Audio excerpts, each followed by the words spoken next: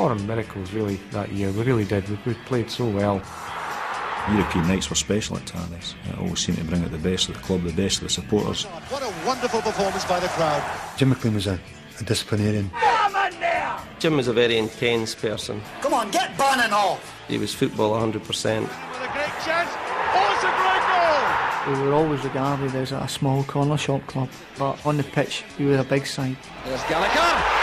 The perfect start for Dundee United. I think it says a lot for a provincial team like Dundee United with limited resources that we achieved what we achieved. At the start of the 1986-87 season, Dundee United, led by maverick Jim McLean, were attempting to become the first Scottish side to win the UEFA Cup. Born in Larkhall, McLean started his football career at Hamilton Accies, but it was with Dundee, curiously enough, that the ex-joiner carved out a name for himself as a player. And headed away on the line, McLean, Jim McLean. In 1971, at the age of just 34, he was appointed manager of the team across the road, Dundee United. Before long, he was controlling every single aspect of the club, which led him to be described as the joiner from Larkhall who thought he was the carpenter from Nazareth.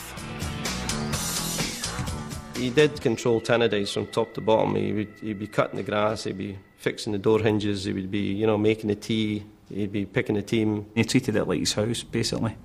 I think it was always turning lights off. That was another trait of his. That was maybe one of the reasons why it was successful, because you had a man like Jim McLean at the helm who was in charge of all aspects of the club. But what McLean did at Tannadice was nothing short of miraculous. He took United from obscurity to back-to-back League Cup triumphs, and in 1983 they won the Premier League Championship. He was wooed by Rangers as a successor to John Gregg, but he was in love with United, and what McLean wanted was a big, happy Tannadice family, as long as it was on the cheap. Come on, shout aggressively, don't whisper. The relationship between McLean and his players was always strict and sometimes stressed. But you know something? It worked. It really worked. McLean somehow fashioned this collection of individuals into one of the most respected teams on the continent.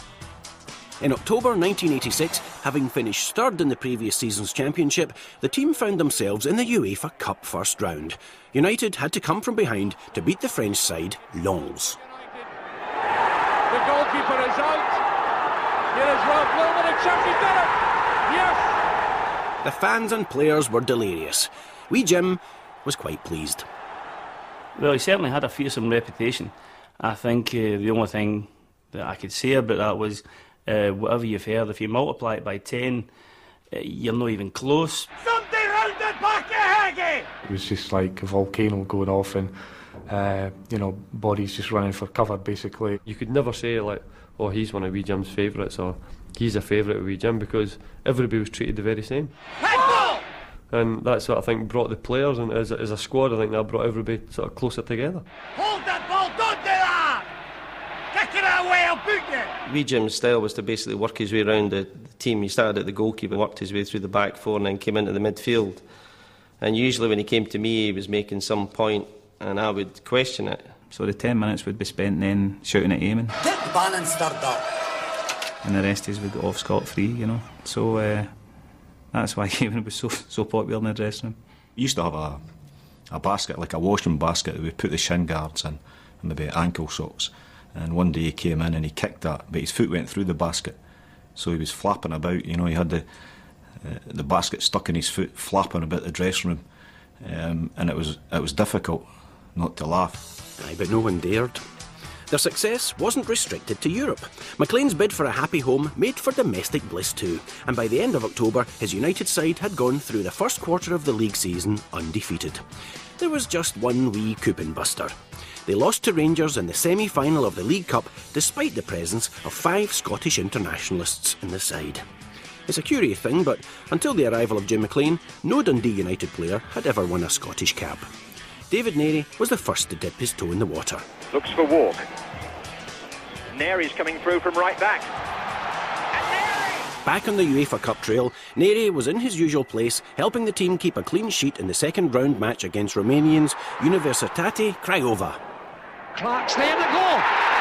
John Clark 2-0. A comfortable 3-0 win on Tayside meant that United were flying high for the away leg in Romania, and even a 1-0 defeat couldn't send them crashing out of the competition. It's going to be a goal. It is. But United's trip behind the Iron Curtain was memorable for more than just the football. I don't think I've ever seen poverty like that in my whole life.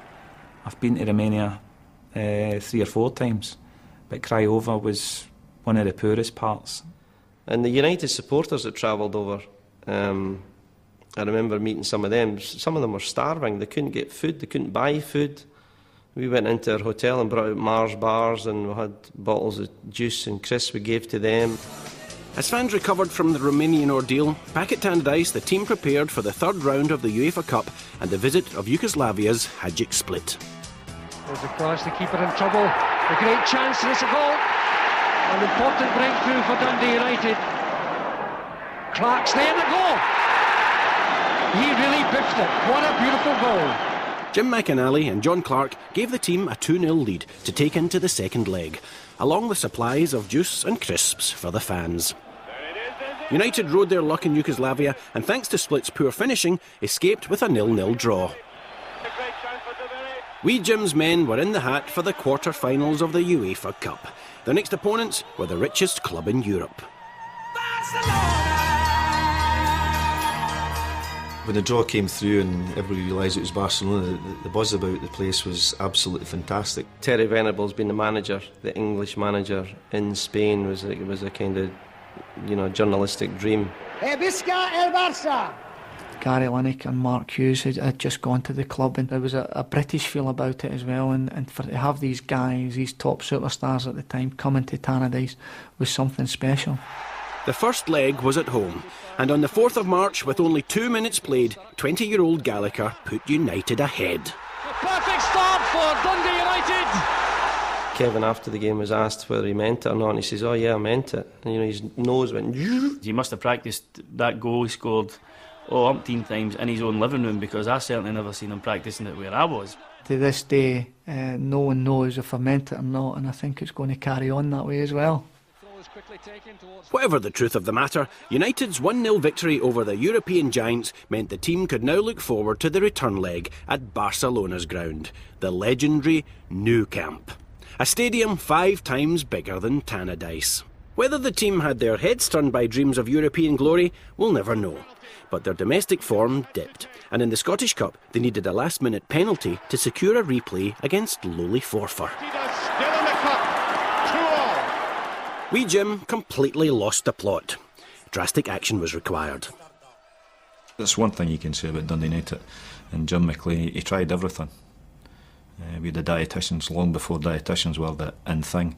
We had a sports psychologist long before sports psychologists were called sports psychologists. The psychologist that we had, it was Jack Black. She said, is there a problem? And so it ended up the root problem that the players thought at the time was Jim McLean, just his reaction after games on it. So Jack says, right, he says, that's it, I'll make sure he doesn't come in the dressing room after the game. So the boys are quite happy and everything. The boys are in the shower after the game, and who appears in the shower? Jim McLean. So you're getting the finger in the face after the game in the shower, like try to wash yourself. Jack Black never did make the plane to Spain, and despite being 1-0 up from the first leg, no one, McLean apart, honestly believed that United would survive their visit to the Nou Camp. And the fans made the most of what they thought would be their last overseas adventure of the season by soaking up the Spanish culture.